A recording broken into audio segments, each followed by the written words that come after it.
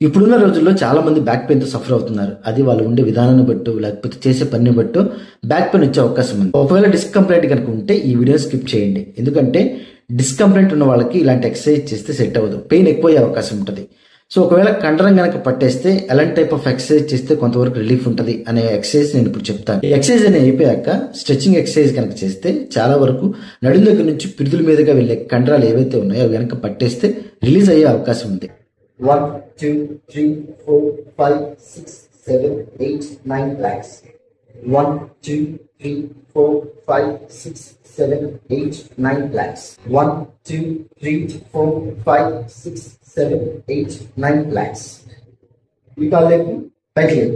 1, 2, 3, 4, 5, 6, 7, 8, 9 planks. 1, 2, 3, 4, 5, 6, 7, 8, 9 planks. లోపల ఇంకా ఇంకా లోపల తీసుకో ఇంకా ఇంకా రిలాక్స్. లోపల తీసుకో ఇంకా ఇంకా ఇంకా రిలాక్స్.